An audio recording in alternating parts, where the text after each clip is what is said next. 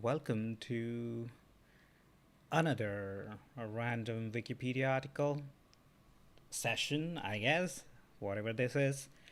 I am super glad to be here, uh, and so is Sprinkles. Aren't you super glad? Do you want to say something to the world? All right. Okay. Okay. All right. She is one chatty cat. She won't stop meowing.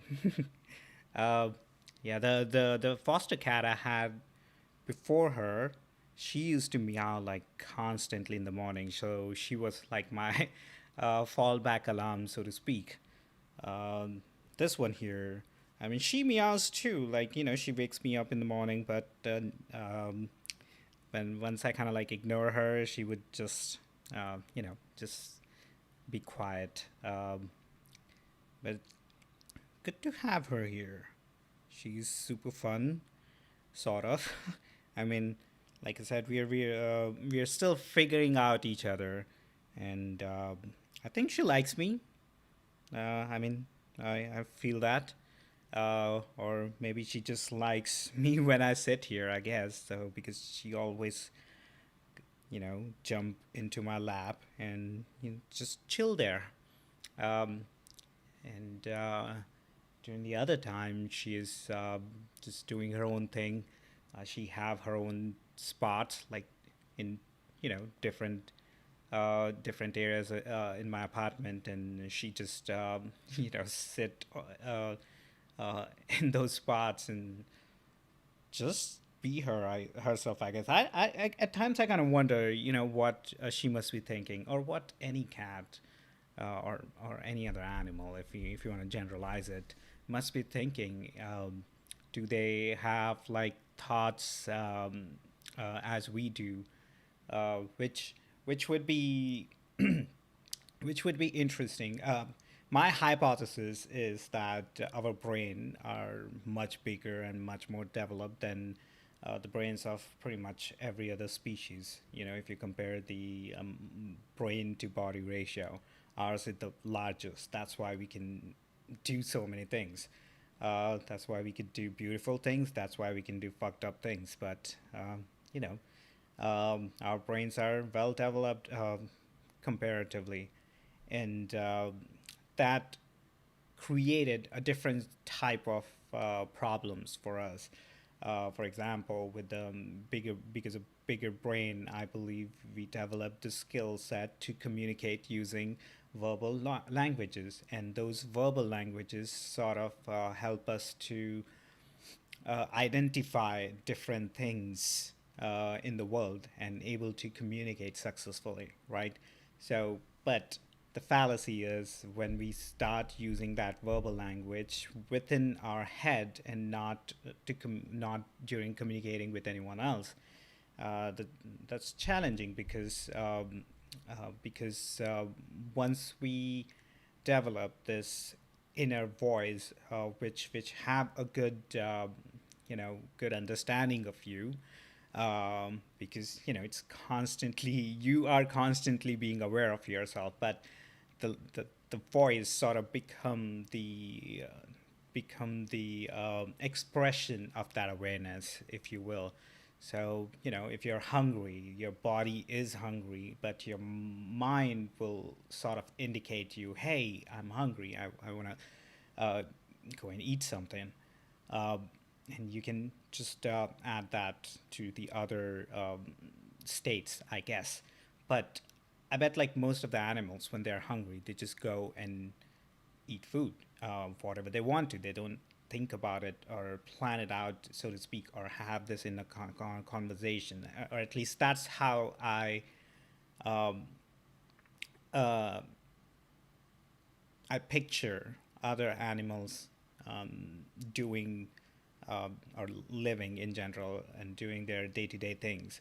And that's one of the reasons why it's sort of said that animals are more living in the moment than we are because of the same inner voice, which sort of either stresses out with anxiety uh, of like all the things you're missing out, all the things you're not doing, and whatnot, and anxiety of the future as well, meaning what's going to happen in the future and how you're going to react to that, and do you have enough XYZ to kind of sustain through the bad times, or whatever that projection or that fantasy or that inner narrative is. But animals are more connected to the present moment than we are, even though we do have capability, and that makes things more interesting, because I feel that when we actively uh, use our senses and be aware of the things around us, and at the same time be present in the moment, meaning minimize the inner chatter, minimize the inner voice, which will either drag you in the past or um, try to push you in the future. So minimizing that voice will make you more present in the moment. And when you are present in the moment, you are aware of your body sensations, like you're hungry or thirsty, or if you don't feel fulfilled, or if you feel angry because of some XYZ thing happened 2 days back. So there are so many different subconscious level variables or events or patterns which are affecting us, that if we don't pay attention to, would manifest into a bad habit, uh, or or some sort of triggering effect, pushing you to addiction of some sort. But the bottom line is, when we are aware about ourselves and aware about the moment, like live in the moment, that's when we can control our mind and body in a more effectively. And when I say control, I mean, depending on how you want to, what's your relationship with yourself is, you could just channel the flow of motions or emotions into different directions. So you're not trying to withhold anger, for example. You can just channel that anger into a more productive way. So that way, you're aware that you feel this anger because of X, Y, Z. I'm saying X, Y, Z a lot, but let's just say A, B, C. So you feel this anger because of a particular situation, and um, maybe you can't do anything that in that situation, or maybe you couldn't have done anything in that situation, right? So whatever that anger is, you can leverage that anger and channel it in a way where it could help you.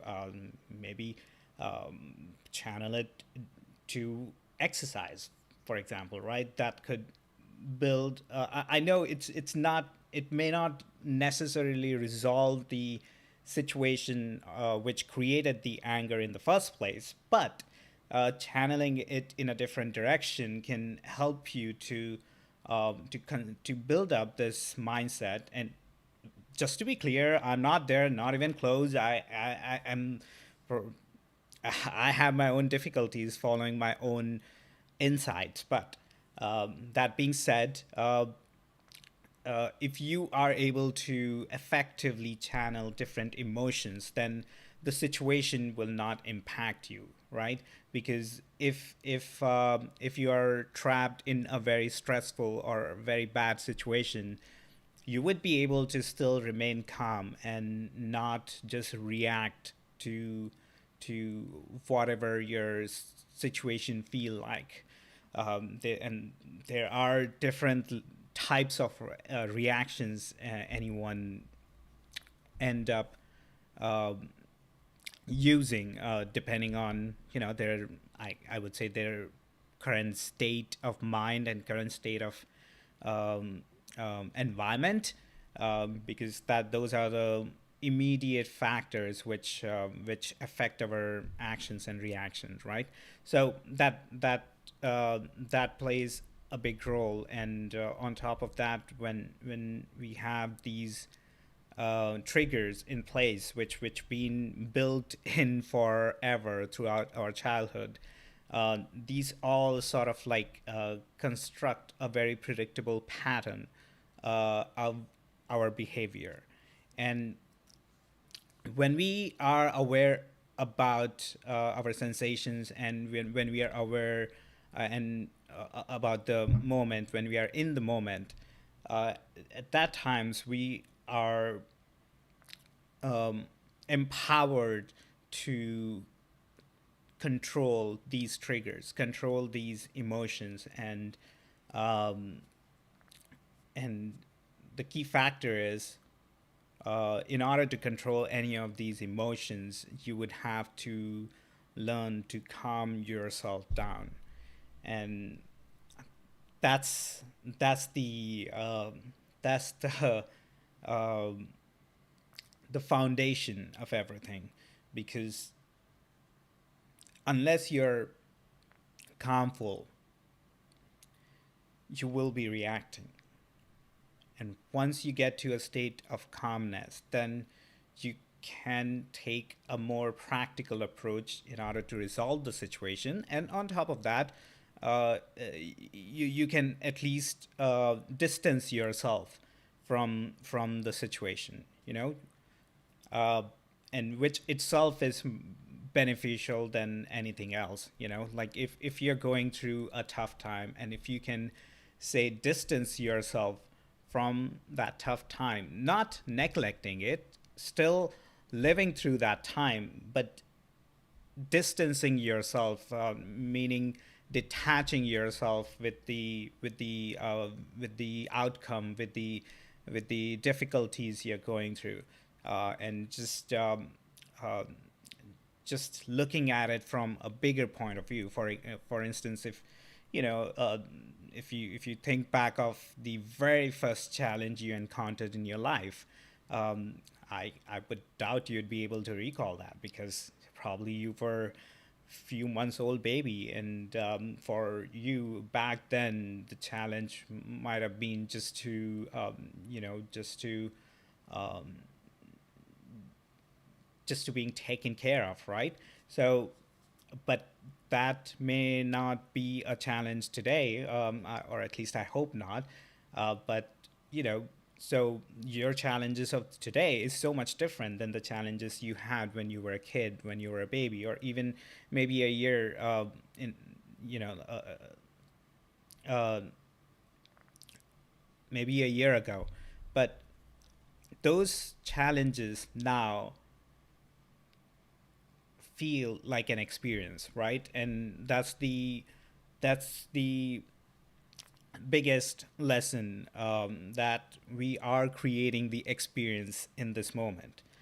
Everything you're doing in this moment will become your experience. So if you don't like your past experiences, then this is your opportunity to do something in this moment. So going forward, you're going to have better experiences, or you're going to have a better recollection um, of your experiences, right? Because you'll remember these experiences in a positive limelight. And and this is the only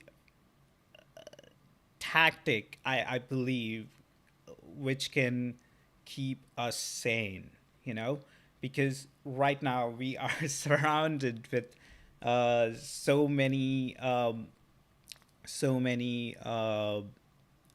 triggers, as well as, like, uh, so many different ways to distract us from the present moment. And first of all, like, we never in the history of humanity we had over 7 billion people. Um, and that itself means that we are closely net, in meaning, uh, uh, socially speaking, when we have so many different people, they're going to be different things going on in the society, right? So there are going to be a lot of good things going on in the society because there are 7 billion people. And likewise, there are a lot of bad things, shitty things going on in the society because there are 7 billion people. So now, uh, but you have limited span of time, limited span of attention. So um, even if you pay attention to, say, the outside world for the entire day, which is like 24 hours, you can get 24 hours of hateful content or hateful experiences other people have experienced in the world.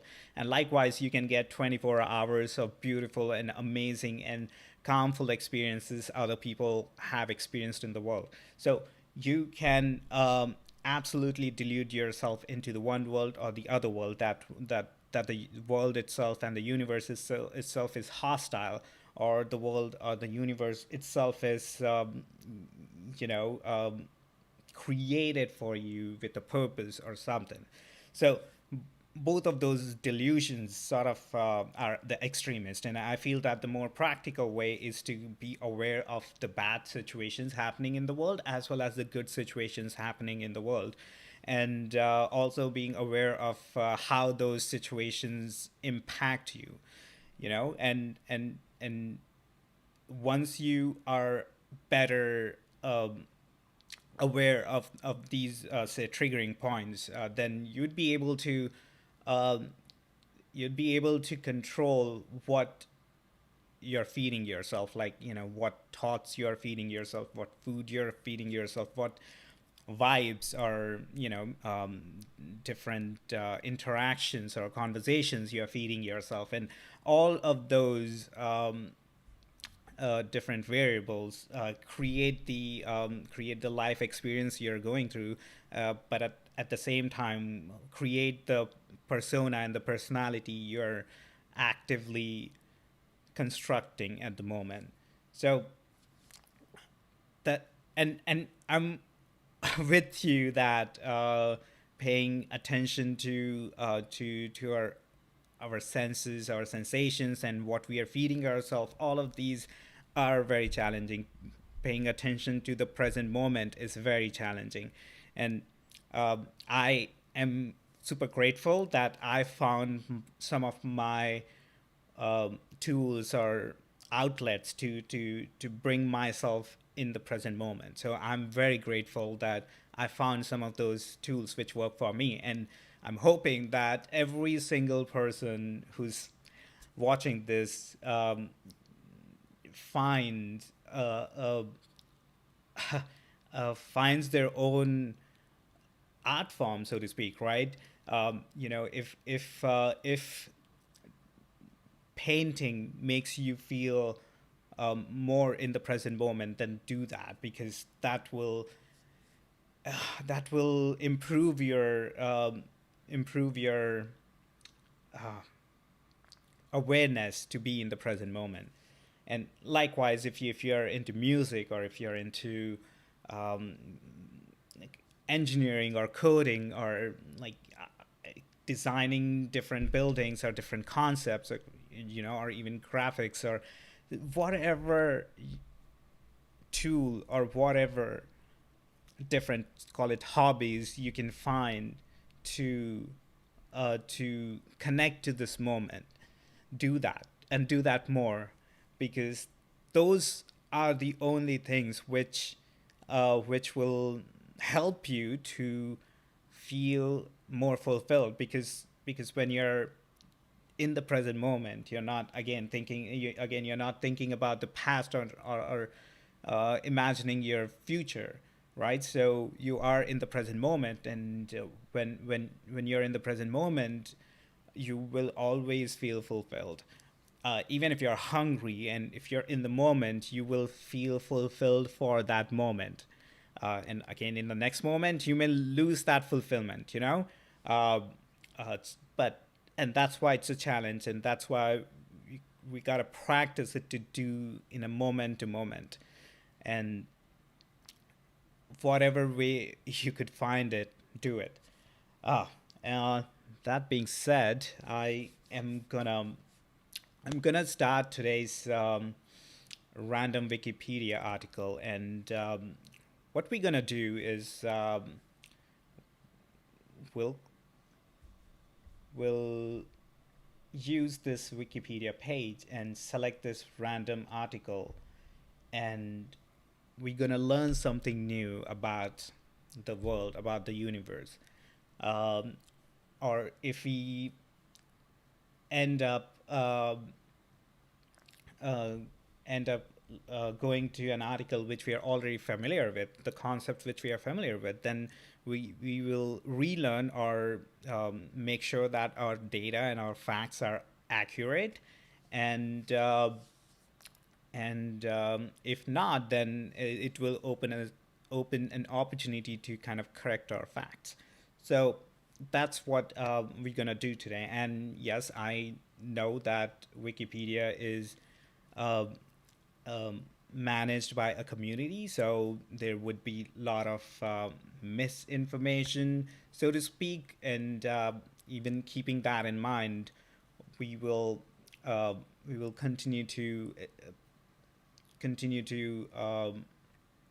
go through different articles, and we'll just presume that 75 to 80% of the articles are accurate, and there is 20 to 30% of misinformation or inaccurate information or whatever. So let's get into it. Today's random article is Alexander Kwapong. And Alexander Adum Kwapong, who was born on 8th March 1927 and died on 9th August 2014, was the first indigenous vice chancellor of the University of Ghana. Wow, again to Ghana. That's because, yesterday's topic was Ghana. Well, not Ghana really, but, connected to Ghana. Uh, So let's explore something else. Let's check out what are the powers of vice chancellors. And right now we are in the article for chancellor. And a chancellor is a leader of a college or university, usually either the executive or ceremonial head of the university or of a university campus within a university system. In most Commonwealth and former Commonwealth nations, the Chancellor is usually a ceremonial non resident head of the university. In such institutions, the chief executive of a university is the Vice Chancellor, who may carry an additional title such as President. The Chancellor may serve as chairperson of the governing body. If not, this duty is often held by a chairperson who may be known as a pro chancellor. In many countries, the administrative and educational head of the university is known as the president, principal, or rector. In the United States, the head of a university is most commonly a university president. In US university systems that have more than one affiliated university or campus, the executive head of a specific campus may have the title of chancellor and report to the overall system's president or vice versa. What is rector? A rector is a senior official in an educational institution and can refer to an of wait what and can refer to an official in either a university or a secondary school. Outside the English speaking world, the rector is often the most senior official in a university, while in the United States, the most senior official is often referred to as president. So there's probably the roles of chancellor in different countries. So, in both Australia and New Zealand, the chancellor is the chairperson of a university's governing body, thus, as well as having ceremonial duties. The chancellor participates in the governance of the university, but not its active management. Whereas in Canadian and Scottish universities have a titular chancellor similar to those in England and Wales, with day to day operations typically handled by a principal. In Scotland, for example, the Chancellor of the University of Edinburgh is Annie, Princess Royal, while the current Chancellor of the University of Aberdeen is Camilla, Duchess of Rothesay. Hmm.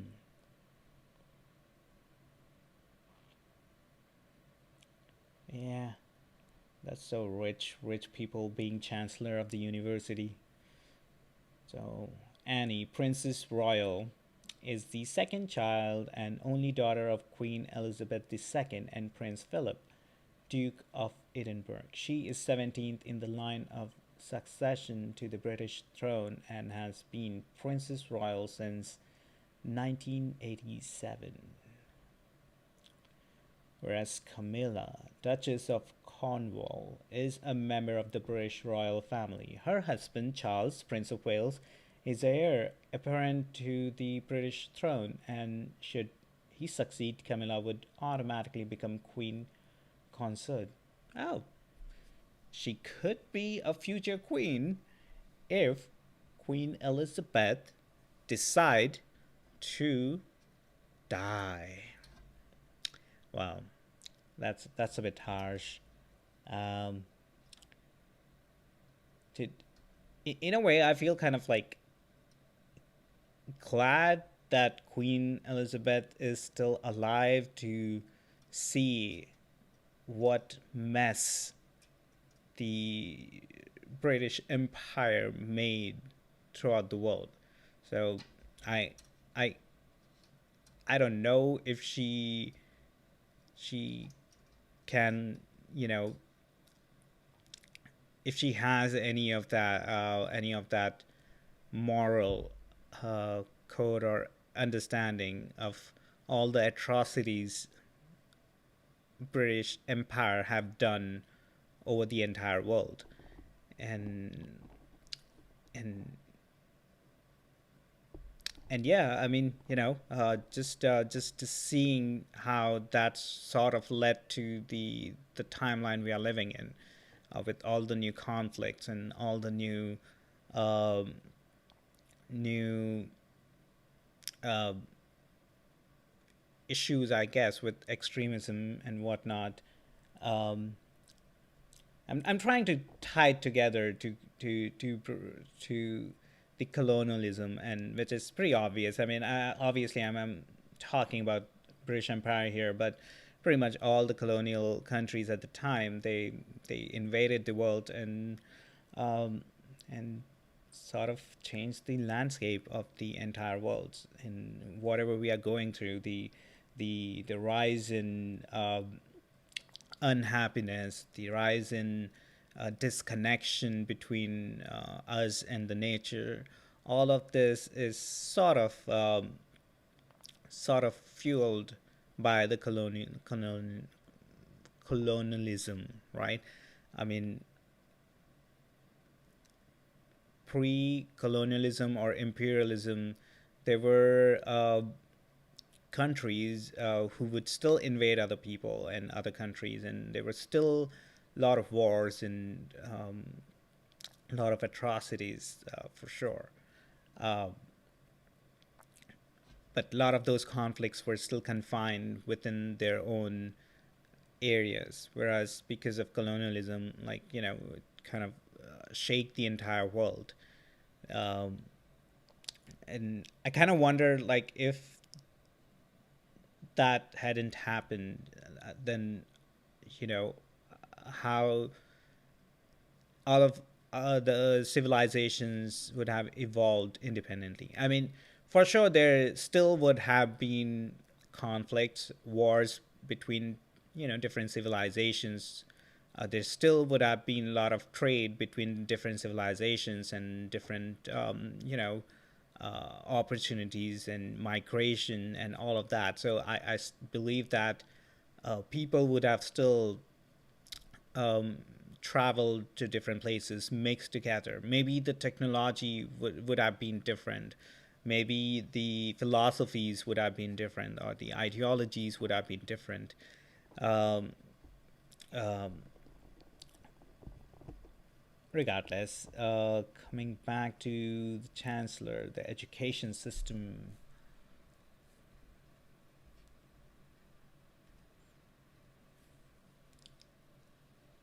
So, what is university president? So college president and president in education, university president is the title of the highest ranking officer within the academic administration of a university. Within university systems that prefer that appellation over other variations such as chancellor or rector, the relative seniority varies between institutes. Okay. All right. So all of these countries had chancellor and vice chancellor. Even U.S. had vice chancellor apparently, and a lot of countries have principal too. Yeah, we do. We used to have principal in our school. Uh, Even we used to call like headmaster, headmistress. Those were the other titles. So, a pro chancellor is an officer of some universities' Commonwealth countries. The pro chancellor acts as a deputy to the chancellor and as practical chairman of the university council. In these role, pro chancellors can play a number of formal and informal functions. Let's see, what do we want to explore next?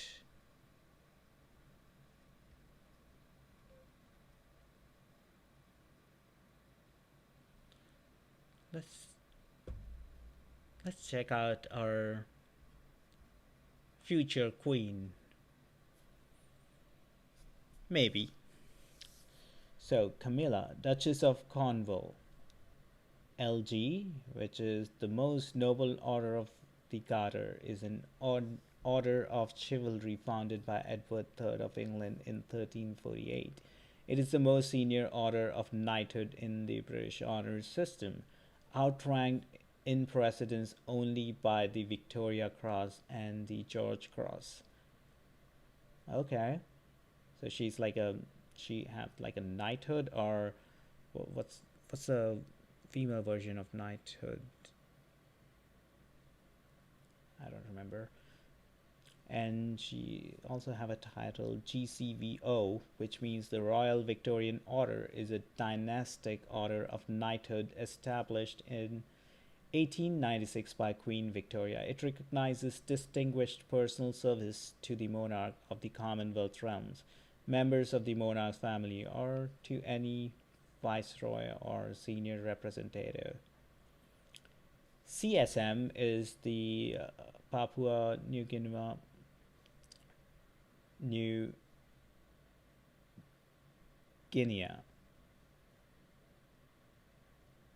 Papua New Guinea honors system.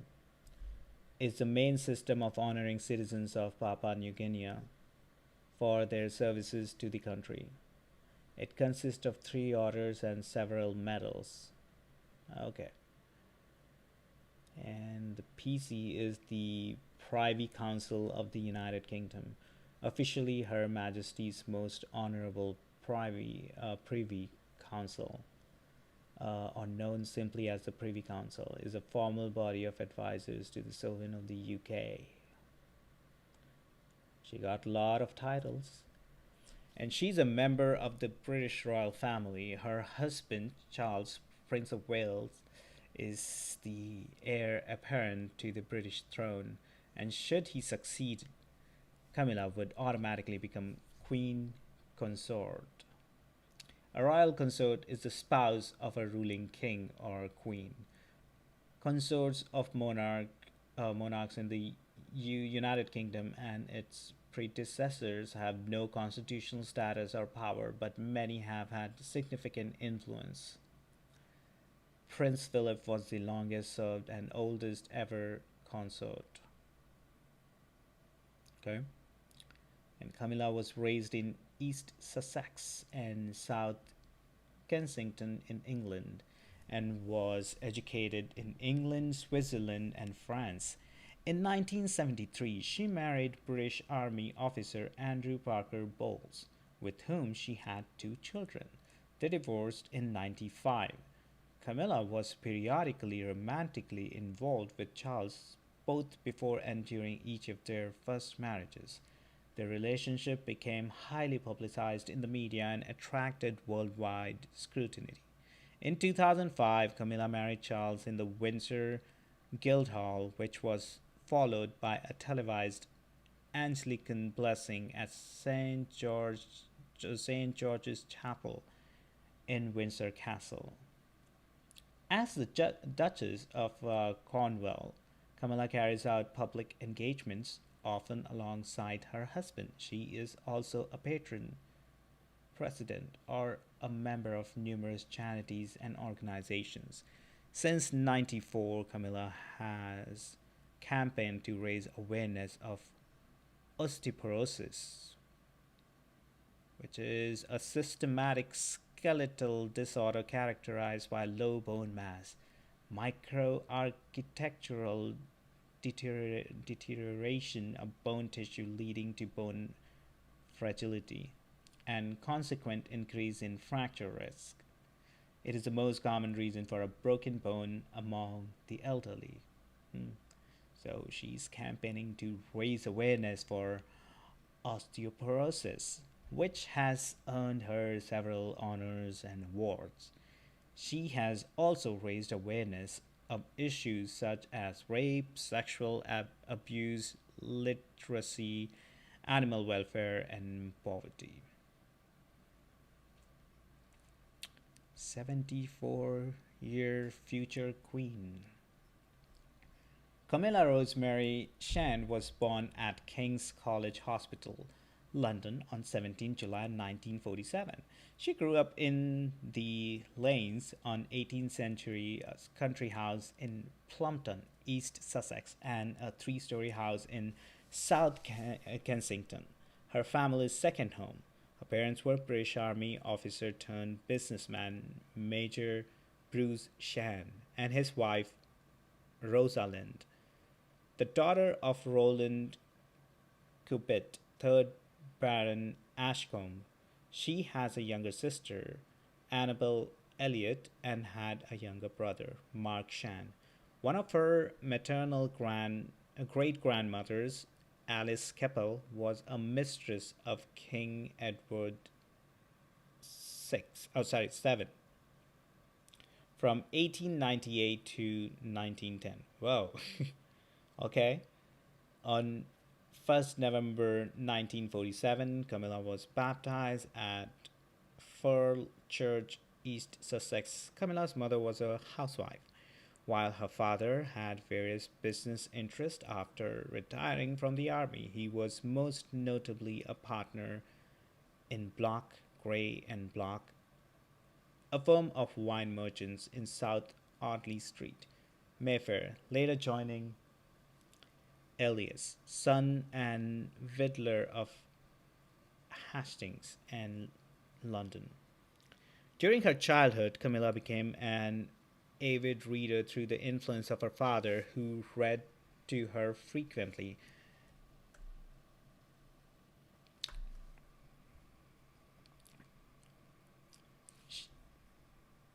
She grew up with dogs and cats, and at a young age learned how to ride a pony by joining pony club camps, going on to win Rosettas at community gymkhanas. According to her, childhood was perfect in every way. Biographer Giles Brandreth describes her background and childhood. Camilla is often described as having had an Enid Blyton sort of childhood. In fact, it was much grander than that. Camilla, as a little girl, may have had some personality traits of George, the tomboy girl among the famous five, but Enid Blyton children were essentially middle class children, and the Shans, without question, belonged to the upper class. The Shans had position and they had help help in the house, help in the garden, help with children. They were gentry. They opened their garden for the local Conservative Party Association's summer fete. Enough said. Guys, Prandrit. Well, when she was 5, Camilla was sent to Dumbrells, a co-ed school in Ditchling Village. All right, Camilla, good for you. She left Dumbrells at the age of 10 to attend Queensgate School in Queensgate, South Kensington. Her classmates at Queensgate knew her as Milla. Her fellow pupils included the singer Twinkle, who described her as a girl of inner strength, exuding magnetism and confidence. One of the teachers at the school and writer Penelope, no, Penelope, Penelope Fitzgerald, Penelope Mary Fitzgerald, okay, who taught French, remembered Camilla as bright and lively. Camilla left Queensgate with one O level in 1964. Her parents did not make her stay long enough for A levels. Aged 16, she traveled to attend the Montfertile Finishing School in Tolochesnas, Switzerland. Tolochenas, Switzerland. After completing her course in Switzerland, she made her own decision and traveled to France to study French and French literature at the University of London Institute in Paris for 6 months. On 25th March 1965, Camilla was a debut- debutante. A debutante or deb is a younger woman of aristocratic or upper class family background who has reached maturity and as a new adult comes out into society at a formal debut or possibly debutante ball. Originally, the term meant that the woman was old enough to be married. Okay. Okay. After moving from home, she shared a small flat in Kensington with her friend Jane Wyndham, niece of decorator Nancy Lancaster. She later moved into a larger flat in Belgravia, which she shared with her landlady, Lady Moira Campbell, the daughter of the Duke of Abercorn, and later with Virginia Carrington, daughter of the politician Peter Carrington, 6th Baron Carrington. Virginia was married to Camilla's uncle Henry Cubitt from 1973 until 1979, and in 2005 became a special aide to Camilla and Prince Charles. Camilla worked as a secretary for a variety of firms in the West End and was later employed as a receptionist by the decorating firm Sybil Colfax and John Fowler in Mayfair. She was reportedly fired from the job after she came in late, having been to a dance. She became a passionate horse rider and frequently attended equestrian activities. She also had a passion for painting, which eventually led to her private tutoring with an artist, although most of her work ended up in the bin. Other interests were fishing, horticulture, and gardening. All right. Then she got married. Then she got into a relationship with the Prince of Wales, which is the juicier part. So let's get into that. So Camilla and Prince Charles reportedly met in mid 1971. Andrew Parker Bowles had ended his relationship with Camilla in 1970 and was courting Princess Anne. Charles' sister. What? The Camilla and Charles belonged to the same social circle and occasionally attended the same events. They had not formally met. Their biographer, Brandreth, states the couple did not first meet at a polo match, as has been commonly believed. Instead, they first met at the home of their friend Lucia Santa Cruz, who formally introduced them. They became close friends and eventually began a romantic relationship, which was well known within their social circle. As a couple, they regularly met at polo matches at Smith's Lawn in Windsor Great Park, where Charles often played polo. They also became part of a set of Annabelles in Berkeley Square. As the relationship grew more serious, Charles met Camilla's family in Plumpton and he introduced her to some members of his family. The relationship was put on hold after Charles traveled overseas to join the Royal Navy in year 1973 and ended abruptly afterward. There have been different explanations for why the couple's relationship ended. Robert Lacey wrote in his 2008 book, Royal, Her Majesty Queen Elizabeth II, that Charles had met Camilla too early and that he had not asked her to wait for him when he went overseas for military duties. Sarah Bradford wrote in her 2007 book, Diana, that a member of the close circle of his great uncle, Lord Mountbatten, claimed Mountbatten arranged for Charles to be taken overseas to end the relationship with Camilla, to make way for an engagement between Charles and his granddaughter, Amanda Knatchbull. Lord Mountbatten, Louis Francis Albert Victor Nicholas Mountbatten, 1st Earl Mountbatten of Burma, born and known until 1917 as Prince Louis of Battenberg, then named until 1946 Lord Louis Mountbatten, and then named until 1947 as the Viscount Mountbatten of Burma. Damn, these royal people with their all fancy titles. So he wanted Charles to marry Amanda Knatchbull, who is a British social worker.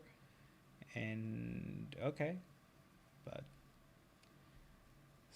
but some sources suggest Queen Elizabeth, the Queen Mother, did not approve of the match with Camilla because she wanted Charles to marry one of the Spencer family granddaughters of her close friend, Lady Fermoy. And I was the one who was sort of bummed out with arranged marriage. Look here. So, the Spencer family is an aristocratic family in the United Kingdom. Founded in the 15th century, it has spawned numerous aristocratic titles, including the Dukedom of Marlborough, the Earldoms of Sunderland and Spencer, and the Churchill barony. Whatever. Okay, so the other sources also suggest Camilla did not want to marry Charles but insisted wanted to marry Andrew Parker Bowles, having had an on and off relationship with Parker Bowles since the late 60s, or that Charles had decided he would not marry until he was 30 years old. What? Okay. Overall, the majority of royal biographers have agreed that even if Charles and Camilla wanted to marry or did try for approval to get married, it would have been declined because, according to Charles' cousin and godmother, Patricia Mountbatten, some palace courtiers at that time found Camilla unsuitable as a wife for the future king. How did that go? In 2005, she stated, with hindsight, you can say that Charles should have married Camilla when he first had the chance. They were ideally suited. We know that now, but it wasn't possible. It wouldn't have been possible, not then. Nevertheless, they remained friends. In August 1979, Lord Mountbatten was assassinated by the IRA, the Irish Republican Army, also known as the Provisional Irish Republican Army and informally as the Provost, uh, was an Irish Republican paramilitary organization that sought to end British rule in Northern Ireland, facilitate Irish reunification, and bring about the independent. Cool. So, the guys from the IRA killed Lord Mountbatten, Mr. Fancy title from Burma, and Charles was grief, grief stricken by his death and reportedly relied heavily on Camilla for solace. During this period, rumors began circulating among close friends of the Parker Bowleses and in polo playing communities that they had rekindled their intimate relationship. A source close to Camilla confirmed that by 1980 they had indeed rekindled as lovers. Royalty fucking each other. There are also claims by royal staff that it occurred earlier. Wow. Who to believe? When reportedly Camilla's husband approved of the affair, while he had numerous lovers throughout their marriage. Nevertheless, Charles soon began a relationship with Lady Diana Spencer, and the two married in 1981. Charles, you motherfucker. Diana, Princess of Wales, was a member of the British royal family. She was the first wife of Charles, Prince of Wales, the heir apparent to the British throne and mother of Prince William and Prince Harry. Diana's activism and glamour made her an international icon. Yeah, the affair became public knowledge in the press a decade later, with the publication of Diana, Her True Story in 92, followed by the Camilla Gate tape scandal in 93, wherein an intimate telephone conversation between Camilla and Charles was secretly recorded and the transcripts were published in the tabloids. The book and tape immediately damaged Charles' public image. Meanwhile, the media vilified Camilla. In 1994, Charles finally spoke about his relationship with Camilla in a televised interview with Jonathan Dimbleby, maybe. Sorry, Jonathan, if I fucked up your last name. He told Dimbleby in the interview, Mrs. Parker Bowles is a great friend of mine, a friend for a very long time. She will continue to be a friend for a very long time. He later admitted in the interview that the relationship between him and Camilla was rekindled after his marriage has irretrievably broken down in 1986. Dude, Charles, look at Diana. How? I think you fucked it up. I mean, she was amazing from what I heard. I was a kid back then. But, Charles, you fucked up. Alright, then image rehabilitation. Following both of their divorces, Prince Charles declared his relationship with Camilla was and is non negotiable. Yeah, non negotiable. Charles was aware that the relationship was receiving a lot of negative publicity and appointed Mark Bolland, whom he had employed in 1995 to refurbish his own image to enhance Camilla's public profile. Camilla occasionally became Charles' unofficial companion at events. In 1999, the couple made their first public appearance together at the Ritz Hotel in London, where they attended a birthday party. About 200 photographers and reporters from around the world were there to witness them together. In 2000, she accompanied Charles to Scotland for a number of official engagements, and in 2001, she became president of the National Osteoporosis Society, which first introduced her to the public. I think she is what, 74? Yeah, so when she was 54. Anyhow, on Feb 10th, 2005, they got engaged. So, well, it's gonna be an engagement anniversary in a day for this royal couple. All right. The ring comprised a square cut diamond with three diamond baguettes on each side. What the hell is baguettes? A diamond cut in a style or design guide used when shaping a diamond for polishing, such as the brilliant cut. Cut does not refer to shape, but the symmetry, proportioning, and polish of a diamond. The cut of a diamond greatly affects a diamond's brilliance. Good to know. All right, so as the future Supreme Governor of the Church of England, the prospect of Charles marrying a divorcee was seen as controversial. Come on. I'm not interested in any of that drama. What I'm interested in is one of the most recent report or an headline I read that Camilla would wear the the the crown. I mean, if she end up becoming the queen, then she would wear the crown, which has like the biggest diamond or something. So,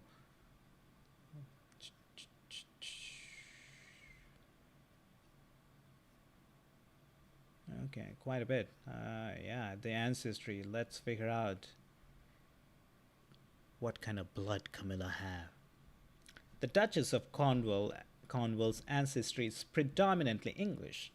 She also has Dutch, Scottish, colonial American, French, and French Canadian ancestors. Okay, all right.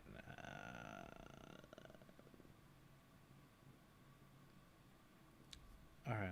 What I wanna, I wanna, I wanna, I wanna revisit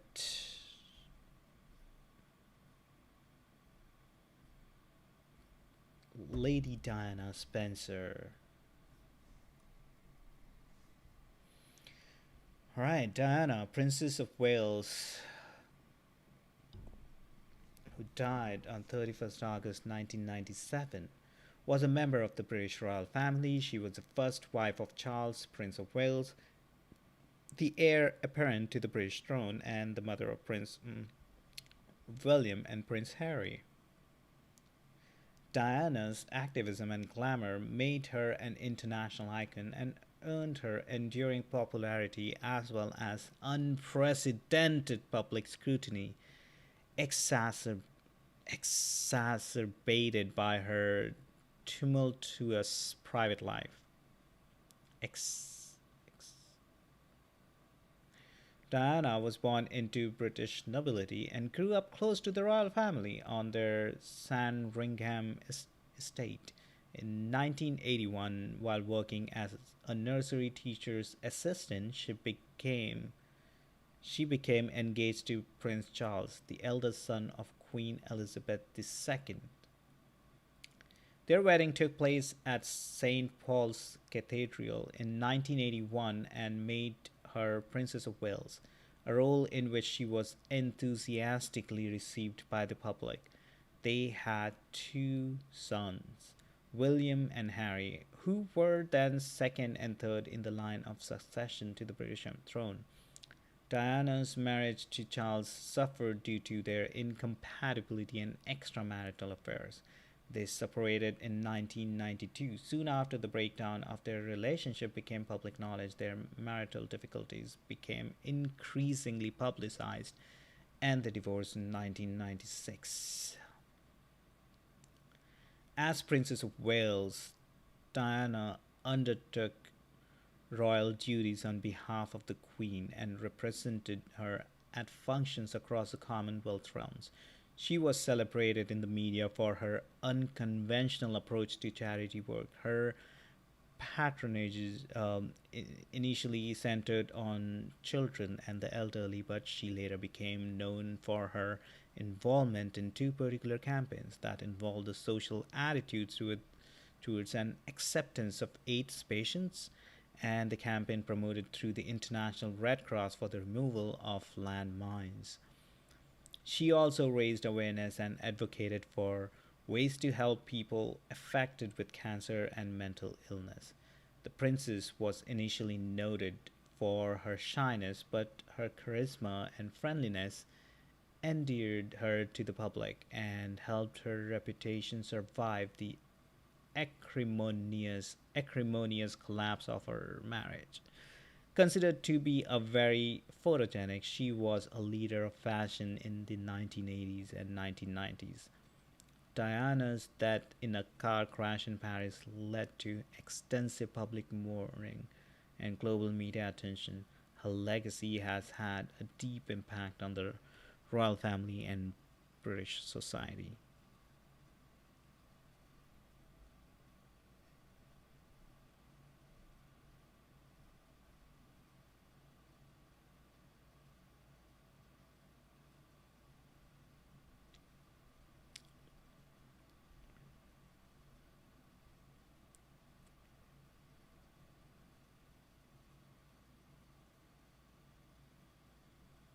Kind of remember hearing a lot about her during the late 90s.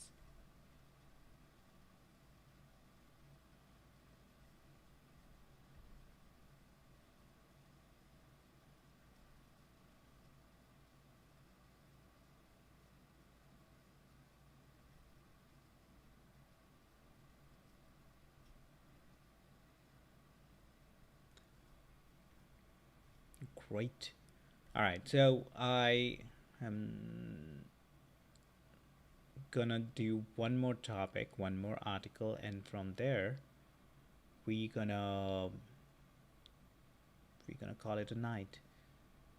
But look at this. Wow.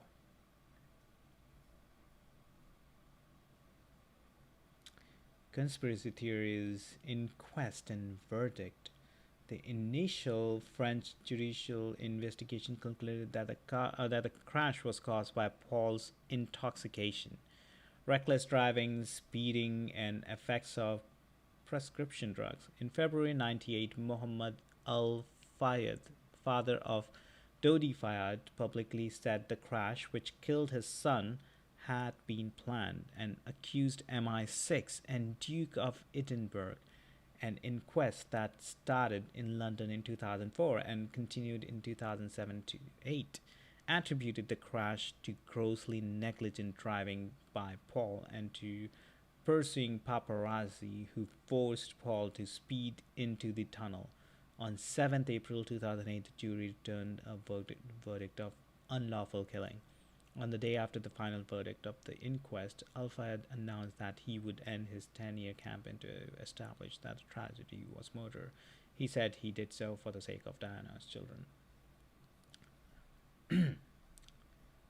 So, what was the cause of death? On 31st August 1999, Diana died in a car crash in the Pont de l'Alma tunnel in Paris.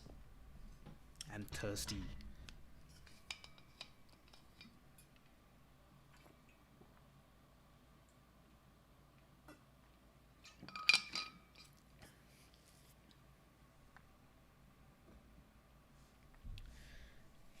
The crash also resulted in the deaths of her companion, Dodi Fayed, and the driver, Henry Paul, who was the acting security manager of the Hotel Ritz Paris.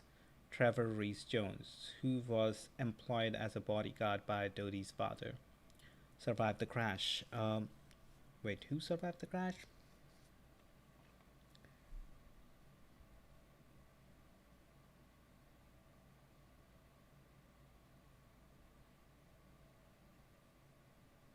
Oh, so Henry Paul survived the crash. The televised funeral on 6th September was watched by a British television audience that peaked at 32.10 million, which was one of the United Kingdom's highest viewing figure ever. Millions more watched the event around the world. Okay. Uh, Dodi Fayed was an Egyptian film producer and the son of billionaire Mohammed Al Fayed. He was the romantic partner of Diana, Princess of Wales, when they both died in the car crash in Paris in 1997. Interesting.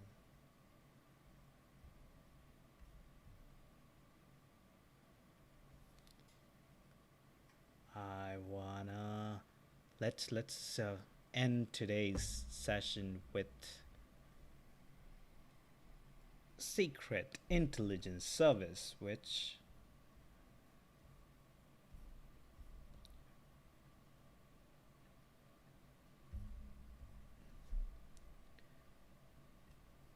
so the Secret Intelligence Service (SIS), commonly known as MI6, is the intelligence service of the United Kingdom, tasked mainly with the overseas collection and analysis of human intelligence in support of the UK's national security. SIS is one of the British intelligence agencies, and the chief of the Secret Intelligence Service, C, is directly accountable to the Foreign Secretary. Formed in 1909 as the foreign section of the Secret Service Bureau, the section grew greatly during the First World War, officially adopting its current name around 1920. The name MI6, meaning Military Intelligence Section 6, originated as a convenient label during the Second World War, when SIS was known by many names. It is still commonly used today. The existence of SIS was not officially acknowledged until 1994. That year, the Services Act 1904 was introduced to Parliament to plan the organization on a statutory footing for the first time. It provides a legal basis for its operation. Today, SIS is subject to public oversight by the Investigatory Powers Tribunal and the Intelligence and the Security Committee of Parliament. The stated priority roles of SIS are counterterrorism, counter-proliferation, providing intelligence in support of cybersecurity, and supporting stability overseas to disrupt terrorism and other criminal activities. Unlike its main sister agency, Security Service, which is MI5, and Government Communications Headquarters, which is GCHQ, SIS works exclusively in foreign intelligence gathering. The ISA allows it to carry out operations only against persons outside the British Islands. Some of SIS's actions since the 2000s have attracted significant controversy, such as its alleged complicity in acts of enhanced interrogation techniques and extraordinary rendition. Since 94, SIS headquarters have been in the SIS building in London on the south bank of the River Thames. Okay, so much to unpack here. Let's start with counter proliferation. Counter proliferation refers to diplomatic intelligence and military efforts to combat the proliferation of weapons, including both weapons of mass destruction, long range missiles, and certain conventional weapons. Okay. So, what is MI5? The Security Service, also known as MI5, is the UK's domestic counter-intelligence and security agency and is part of its intelligence machinery along with the Secret Intelligence Service.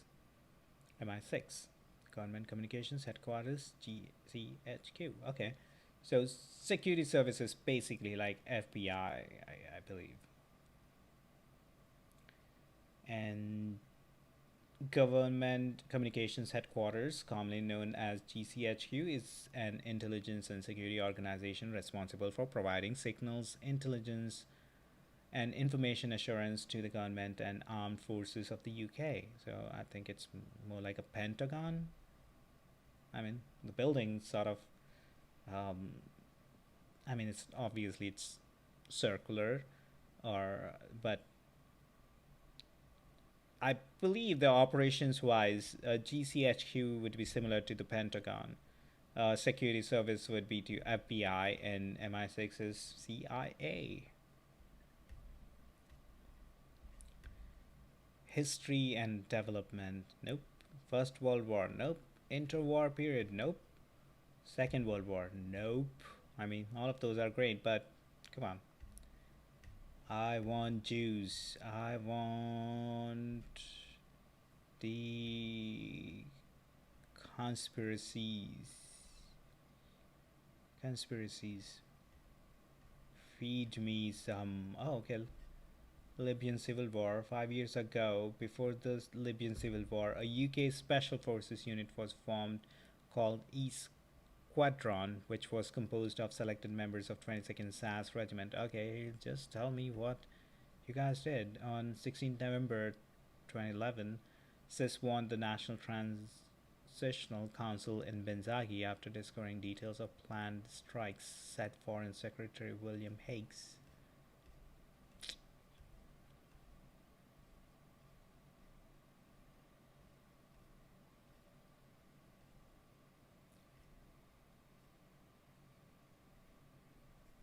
Come on, there are no theories, no um,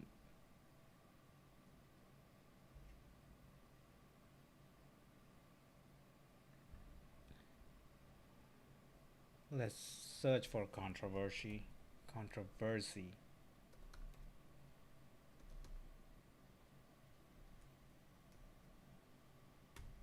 That's it? Just one time in the entire article?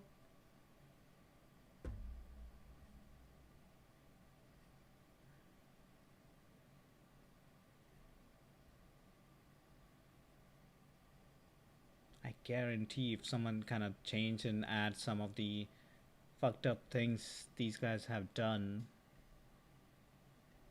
how long before they kind of like, try to catch the editor or something?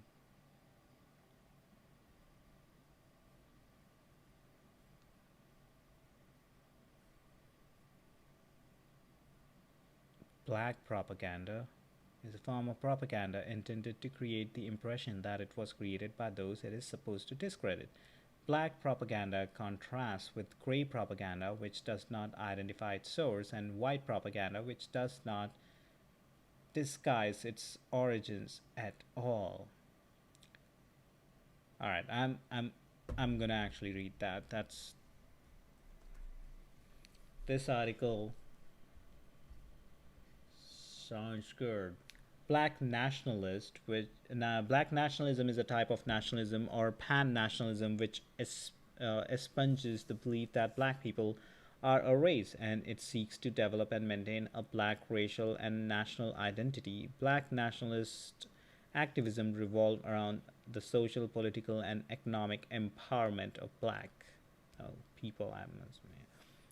Okay, so black propaganda is a form of propaganda, uh, which propaganda itself would mean propaganda is communication that is primarily used to influence an audience and further an agenda, which may not be objective and may be selective, presenting facts to encourage a particular synthesis or perception, or using loaded language to produce an emotional rather than maybe rational response, I guess. So, black propaganda is a form of propaganda intended to create the impression that it was created by those it is supposed to discredit. Black propaganda contrasts with gray propaganda, which does not identify its source, and white propaganda, which does not disguise its origins at all. It is typically used to vilify or embarrass the enemy through misinterpretation. The major characteristic of black propaganda is that the audience are not aware that someone is influencing them and do not feel that they are being pushed in a certain direction. Black propaganda purports to emanate from a source other than the true source. This type of propaganda is associated with covert psychological operations. Sometimes the source is concealed or credited to a false authority and spreads lies, fabrications, and deceptions.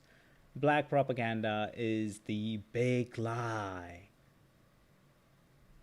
The big lie is a gross distortion or misrepresentation of truth, used especially as a propaganda technique. The German expression was coined by Adolf, what? Adolf Hitler when he dictated his 1925 book Mein Kampf to describe the use of a lie so colossal that no one would believe.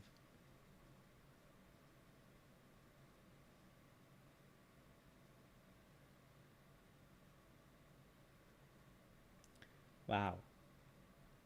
I mean, this big lie kind of resonate with fake news. You know, this kind of interesting tagline. Black propaganda relies on the willingness of the receiver to accept the credibility of the source. If the creators or senders of the black propaganda message do not adequately understand their intended audience, the message may be misunderstood, seem suspicious, or fail altogether. Government conduct black propaganda for a few reasons. By disguising their direct involvement, a government may be more likely to succeed in convincing an otherwise unbelieving target audience. There are also diplomatic reasons behind the use of black propaganda. Black propaganda is necessary to obfuscate a government's involvement in activities that may be detrimental to its foreign policy. Huh. In the American Revolution, Benjamin Franklin created and circulated a fake supplement to a Boston newspaper that included letters on Indian atrocities and the treatment of American prisoners. Okay? Why did you do that, Franklin? In World War II, the political warfare executive operated a number of black propaganda radio stations. Gustav Siegfried In's GS1 was one of the first such stations, purporting to be a clandestine German station. The speaker, der Chief, purported to be a Nazi extremist accusing Adolf Hitler and his henchmen of going soft.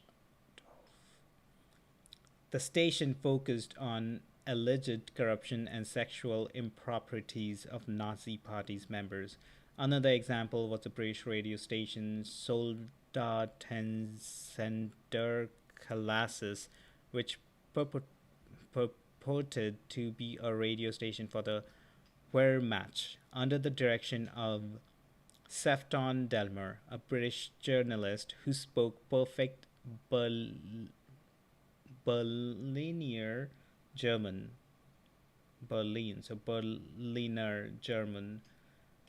Soldatensender Kalassis and its associated shortwave station, Kurzwellensender Atlantic, broadcast music, up-to-date sports scores, speeches of Adolf Hitler for cover, and subtle propaganda.